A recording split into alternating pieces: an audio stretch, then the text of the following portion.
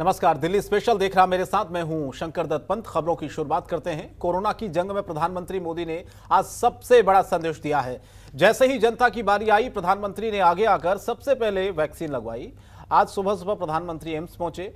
न कोई traffic divert किया गया, न किसी को रोका गया। सुबह की खाली सड़कों पर प्रधानमंत्री की गाड़ी दौड़ी, बगल में ऑटो चलता रहा। कोई सोच नहीं सकता था कि प्रधानमंत्री इस तरह से एम्स पहुंचेंगे। न किसी को खबर, न काफिले का तामझाम। प्रधानमंत्री अचानक सुबह सुबह एम्स पहुंचे और सबको चौंका दिया। प्रधानमंत्री ने कोवैक्सीन की टीका लगवाकर सारे शक को विराम लगा दिया। और सबसे बड़ी बात तो ये थी कि जिस वैक्सीन को लेकर विपक्ष लगातार सवाल उठा रहा था, वैक्सीन को लेकर तमाम तरह के कयास ये लगाए जा रहे थे कि वैक्सीन सुरक्षित नहीं है, और प्रधानमंत्री ने हंसते हंसते आज ये टीका लगवाया। ये सुबह की ही तस्वीर है जब प्रधानमंत्री मोदी आज एम्स में पहुंचे, उन्होंने कोरोना का टीका लगवाया।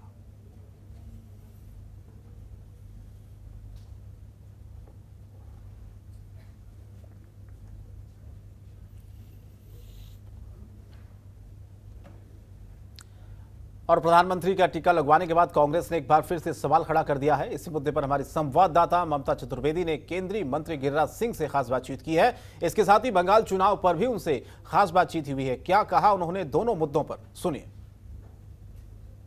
बातचीत करने के लिए हमारे साथ मौजूद हैं केंद्रीय मंत्री गिरिराज सिंह जी, इनसे बात करते हैं। आज प्रधानमंत्री नरेंद्र मोदी ने टीका लगवा लिया है। टीका लगवाने के बाद कांग्रेस पार्टी कह रही है कि पहले टीका क्यों नहीं लगवाया, जब टीका नहीं लगवाया था तो भी विवाद, अब लगवा लिया है प्रधानमंत्री ने तो पहले क्यों नहीं लगाया। कोरोना में लॉकडाउन हो गया तो विवाद, नहीं होता तो विवाद, बालाकोट में स्ट्राइक हुआ तो विवाद, और आज गलवान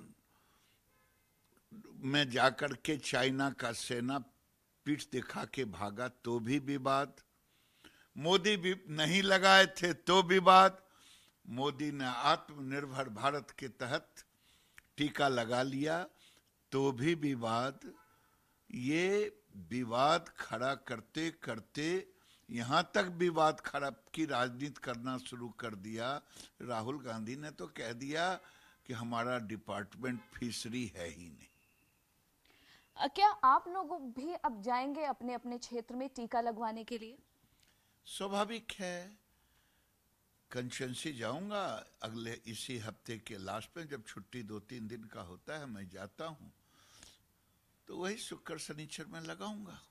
इसके अलावा अगर उत्तर प्रदेश में अखिलेश यादव की बात करें, तेजस्वी की बात करें, तो इन लोगों का साफ तौर पर कहना था कि ये भारतीय जनता पार्टी का टीका है, वो लोग नहीं लगवाएंगे। लेकिन प्रधानमंत्री के टीका लगवाने से क्या आपको लगता है कि जवाब मिला है उनको? देखिए, ये टीका भारत के वैभव का टीका था, भारत के वैज्ञानिकों का टीका था, ये टीका भारत के आत्मनिर्भर का टीका था, और जिसका प्रधानमंत्री सब दिन सम्मान करते हैं। ये लोग केवल झूठ का बाजार गर्म करना चाहते हैं, इसके सिवा इनके पास कुछ नहीं। आखिरी सवाल सर, बंगाल से चुनाव जैसे जैसे करीब आ रहा है, बंगाल में लगातार हिंसात्मक घटनाएं बढ़ती जा रही हैं, इसे आप कैसे देखते हैं? लोकतंत्र में हिंसा का जगह नहीं है, लेकिन ममता दीदी, नाम है ममता, लेकिन इतना निर्दयी लोकतंत्र के प्रति कि लोगों को लोकतंत्र में बोलने का अधिकार है। आज बूढ़ी एक औरत को जिस ढंग से पिटाई हुई है बेरहमी से, ये ममता की सरकार नहीं बल्कि एक निर्दयी की सरकार है, जिसके हृदय में कोई दया नहीं है। वक्त देने के लिए शुक्रिया। कैमरा पर्सन मनीष के साथ ममता चतुर्वेदी, जनतंत्र टीवी, दिल्ली। आगे बढ़ते हैं। अयोध्या में राम मंदिर निर्माण के लिए विश्व हिंदू परिषद आरएसएस ने देश भर में हर समाज के लिए निधि समर्पण का आयोजन किया था। वहीं दिल्ली के ताजपुर गांव में भी राम मंदिर निर्माण के लिए हर घर ने 3100 रुपए दान किए हैं। ऐसे में आरएसएस ने नजफगढ़ के 48 गांवों से ताजपुर गांव को निधि समर्पण समापन के लिए चुना। ताजपुर गांव में निधि समर्पण समापन में महाआरती हुई, जिसमें महामंडलेश्वर आचार्य नवल किशोर दास सहित आरएसएस के बड़े नेता शामिल हुए। आपको बता दें कि महाआरती में ताजपुर गांव के लोग शामिल होकर 7,51,000 रुपए मंदिर निर्माण के लिए दान दिए गए। ताजपुर गांव में निधि समर्पण समापन राम रथ यात्रा भी निकाली गई। महिलाओं ने कलश यात्रा, राम भक्त पुरुषों ने बाइक से शोभा यात्रा निकाली।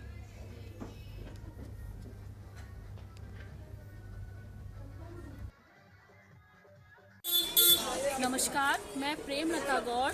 आज हमारे ताजपुर गांव में एक भव्य यात्रा हुई, शोभा यात्रा हुई, जिसके अंतर्गत 48 गांवों में से ताजपुर गांव को ही चुना गया, क्योंकि जो 2 महीने से यह हमारा समर्पण निधि का प्रोग्राम था कि जो राम भक्त बढ़ चढ़कर इसमें हिस्सा ले रहे थे, तो हमारा एक छोटा सा गांव है जिसने 7,51,000 राशि बहुत ही कम समय में इकट्ठी कर हमने अपने आरएसएस संघ को दी, तो वह हमसे बहुत प्रसन्न हुए।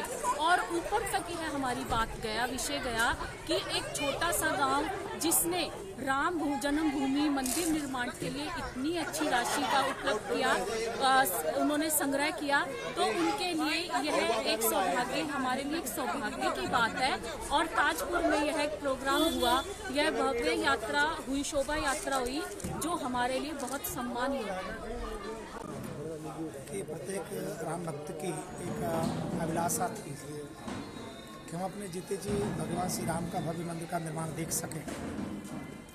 भगवान की कृपा से उस अवसर हमको प्राप्त हुआ। पूरे देश के लोग एक साथ अयोध्या जाकर के प्रत्यक्ष सेवा करना असंभव लग रहा था, इसलिए सभी राम भक्तों ने, संगठनों ने निर्णय किया कि हम भक्तों के घर जाएंगे, और उस क्रम का पालन करते हुए हम गांव-गांव, डगर-डगर गए। पूरे देश में एक नए प्रकार की अनुभूति हुई। जो लोग कहते थे कि हमारी पीढ़ी पाश्चात्य जगत की ओर अग्रसर हो रही है, समय बदल गया है, जमाना बदल गया है, भले ही हमारी भाषा और भेष, संबंध, संबोधन शायद कुछ कहीं कहीं परिवर्तन हो गए हों, वर्तमान में श्री राम मंदिर निर्माण समर्पण के लिए जिस प्रकार का उत्साह और आनंद और भाव की प्राथमिकता देखी गई, निसंदेह हम कह सकते हैं कि भगवान की कृपा से हमारी संस्कृति की जड़ बहुत गहरी है। हम निराश नहीं हैं, उल्लसित हैं, प्रसन्नचित्त हैं, आनंदित हैं। आज का जो कार्यक्रम था, जो अयोध्या में भगवान श्री राम का मंदिर बनना है, तो उस पूरे देश में समर्पण अभियान चला था, और उसके समापन पर नाहरगढ़ जिला, नलियागढ़ को नाहरगढ़ जिला बोलते हैं, इसमें ताजपुर गांव है। ताजपुर गांव वालों ने सबने मिलकर के महाआरती का आयोजन किया। उसके लिए पूरे गांव ने 7.5 लाख की राशि, इस समर्पण राशि का सहयोग किया, और महाभंडारे का और महाआरती का आयोजन किया है। उस उपलक्ष्य में अपने प्रदेश प्रांत के माननीय प्रांत संचालक कुलभूषण आहूजा जी, महामंडलेश्वर श्री 1008 आचार्य नवल किशोर दास जी महाराज, अपने माननीय विभाग संचालक और जिला संचालक उपस्थित रहे, और पूरे गांव में महाआरती में अपने अपने घर से थाली और दीपक लेकर के सजा करके यहाँ आरती में भाग लिया। उसके लिए गांव की ने जो उसमें भाग लिया है, उसके सहयोग के लिए तथा मैं विभाग का ब्रजेश कुमार पूरे गांव को धन्यवाद देता हूं कि इस महाआरती में इतना सुंदर आयोजन पूरे जिले में इस प्रकार का हुआ है। मैं समझता हूं पूरे विभाग में इस प्रकार का हुआ है, उसके लिए गांव वालों को धन्यवाद, क्योंकि ये एकता का और सामाजिक समता का परिचय दिया है। धन्यवाद। और नई दिल्ली के वसंत कुंज B5 एंड B6 में उम्मीद का मेला लगा। आपको बताएं कि इस उम्मीद के मेले का आयोजन दिल्ली सरकार और RWA के लोगों ने किया है। SDM नितिन शाक्य के मुताबिक उम्मीद के मेले के जरिए जिला प्रशासन लोगों को ट्रेनिंग दे रहा है। इस मेले में अलग अलग तरह के आइटम्स आपको उपलब्ध होंगे। स्थानीय लोग यहां पर आकर खरीदारी भी कर सकते हैं। RWA के प्रेसिडेंट अमीना तलवार बताती हैं कि इस उम्मीद के मेले में स्थानीय RWA के लोग हैं, किसी को बाहर से नहीं बुलाया गया है। उन्होंने ये भी कहा कि प्रधानमंत्री ने जो सपना देखा था आत्मनिर्भर भारत का, इस उम्मीद के मेले में आत्मनिर्भर भारत को बढ़ावा मिलेगा।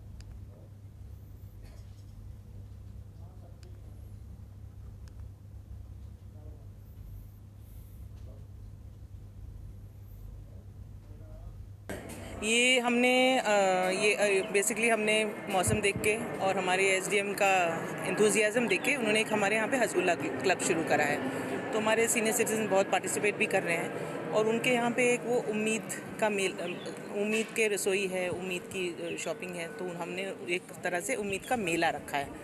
तो इस उम्मीद के मेले में हमारे अपने रेजिडेंट्स के थोड़े बहुत, हम यहाँ पे वैसे कोई स्टॉल्स वगैरह लगाते नहीं हैं, पर ये हमारे घर के ही रेजिडेंट्स हैं जिनके हैं, और एक दो स्टॉल्स हमने बाहर की, एक लास्ट गर्मी आने वाली है, एक लास्ट पिकनिक भी कर लेते हैं, और हमारे यहाँ सतीश जी है, म्यूजिक भी करेंगे। तो हसगुल्ला कम उम्मीद का मेला कम एक स्प्रिंग पिकनिक है ये हमारे रेजिडेंट्स के लिए। ये उम्मीद के सेल्फ हेल्प ग्रुप्स हैं, प्लस लोकल जो RW हैं उनके सेल्फ हेल्प ग्रुप्स या एंटरप्रेन्योरशिप वाले स्टॉल्स यहाँ पे लगाए गए हैं। तो बेसिकली लोकल जो हैंडमेड प्रोडक्ट्स हैं, मेड इन इंडिया के जो प्रोडक्ट्स हैं उनको यहाँ पे हाईलाइट किया गया है, और लोकल जो वसंत कुंज की जो RWS हैं बस उन्हीं को यहाँ पे इन्वॉल्व किया गया है, बाहर का कोई अलाउड नहीं है यहाँ पे। डिफरेंट प्रोडक्ट्स हैं, क्लोथिंग से लेके बेडशीट से लेके ये हैंडमेड कैंडल्स हैं और हैंडीक्राफ्ट्स के प्रोडक्ट्स हैं, और लोकल लोग भी आएंगे, इनको परचेज़ करेंगे, तो जो हैंडमेड प्रोडक्ट्स हैं उनको एक तो बढ़ावा मिलेगा, और मेक इन इंडिया का जो कॉन्सेप्ट है आत्मनिर्भर भारत का, उसको भी प्रमोशन मिलेगा।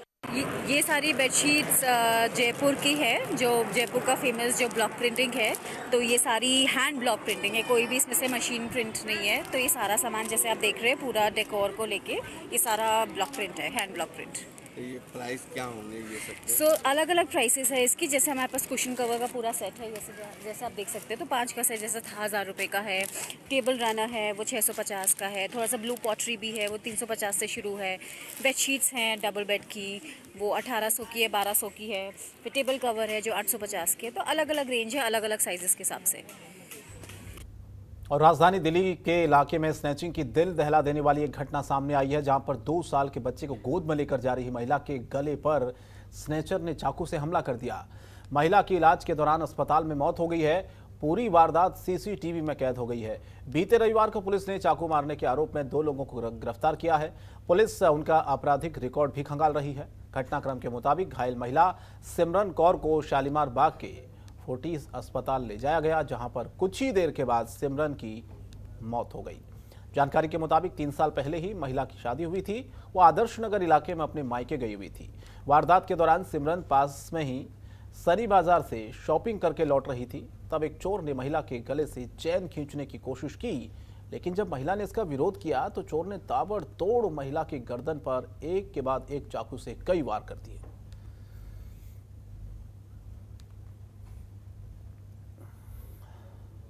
आदर्श नगर थाने के क्षेत्र में कल रात हुए रॉबरी कम मर्डर के इंसिडेंट में नॉर्थ वेस्ट डिस्ट्रिक्ट पुलिस की टीम ने 2 लोगों को गिरफ्तार कर लिया है।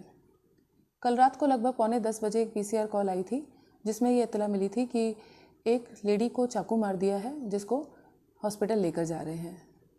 इमीडिएटली पुलिस ने मौके पर पहुंची और हॉस्पिटल भी पहुंचे, और जहां पे पता पड़ा कि विक्टिम की ट्रीटमेंट के दौरान मृत्यु हो गई है। इस संदर्भ में case FIR under section 302 IPC दर्ज किया गया और इमीडिएटली इन्वेस्टिगेशन टेकअप करी गई। ऑफेंस की ग्रेविटी को मद्देनज़र रखते हुए डिफरेंट टीम्स फॉर्म करी गई। लगभग 10 teams under supervision of senior officers and personal supervision of the undersigned form करी गई और इन्वेस्टिगेशन को टेकअप किया गया। खबरों के निष्पक्ष विश्लेषण के लिए सब्सक्राइब करें जनतंत्र TV and press the bell icon. Never miss any update.